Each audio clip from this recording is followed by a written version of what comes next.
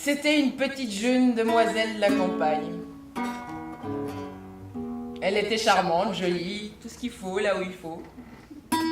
Peut-être pas très intelligente, mais c'est pas si important que ça pour une petite demoiselle de la campagne. Enfin, cette petite jeune demoiselle de la campagne, eh ben, un jour elle s'est mariée. Elle s'est mariée avec le plus beau mec du coin. Et puis, pendant quelques semaines, elle en fut très heureuse. Après plus de temps.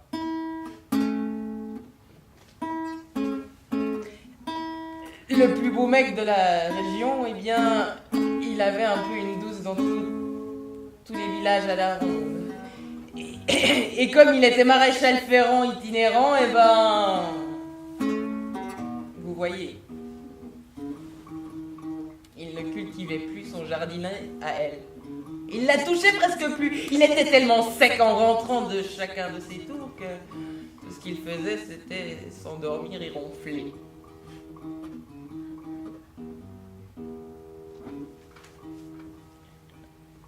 Un jour, qu'il était parti dans un des villages alentours, là, la petite jolie madame de la campagne, ben, elle a chopé la plus belle oie de sa basse-cour.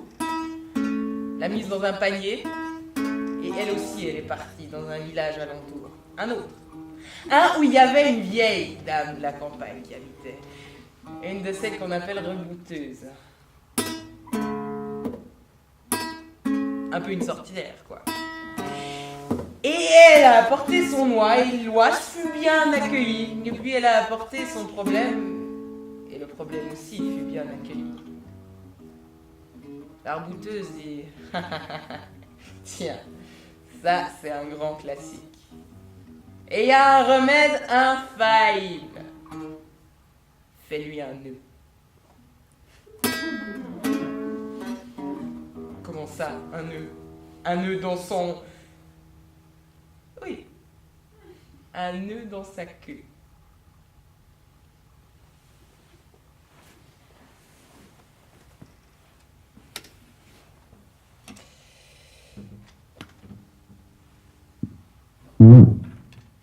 Le soir, lorsque la petite jolie jeune dame de la campagne était au lit et que son mari, sec et fatigué, s'était endormi et ronflait, eh bien, elle souleva la couverture, la poussa de côté, s'agenouilla devant la queue et la saisit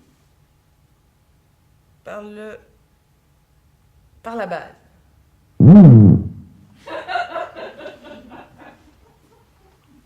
Par le bout. Elle tira un petit coup. Tenta de la plier. De la tordre. De la tourner. Mais l'objet était trop court. Alors, elle se mit en demeure de la rallonger.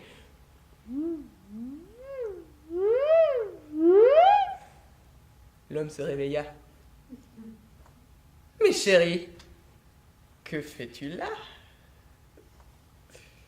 L'objet était devenu dur. Impossible à nouer. Alors la jeune femme se laissa faire. L'homme, la chose faite, s'endormit, ronfla. Notre jeune femme, elle, ne s'endormit pas. Assise devant sa tâche, elle reprit la chose en main. Et puis, d'un grand coup sec cette fois, elle tordit la bête. Mais déjà, celle-ci était à nouveau dure. Et l'homme réveillé se remit à s'affairer.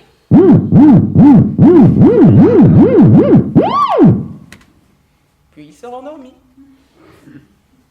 Notre jeune dame, une troisième fois, tenta le coup, et cette fois, tout doucement, s'y prit, histoire de ne pas réveiller le monsieur.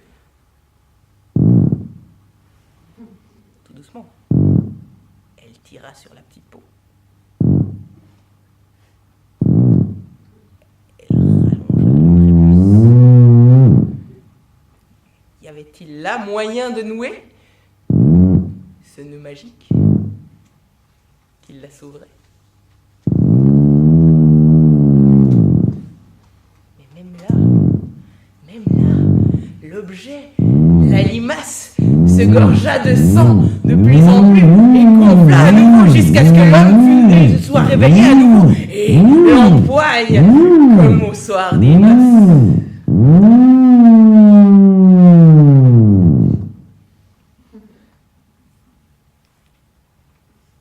La jeune femme, à la fin, se résigna à remettre le nœud au soir suivant. Et celui d'après. Et celui d'après encore. Elle tenta, mais ne parvint jamais. Notre homme, par contre, lui, était tellement sec que, lorsqu'il se baladait dans les villages, il n'avait plus rien à donner.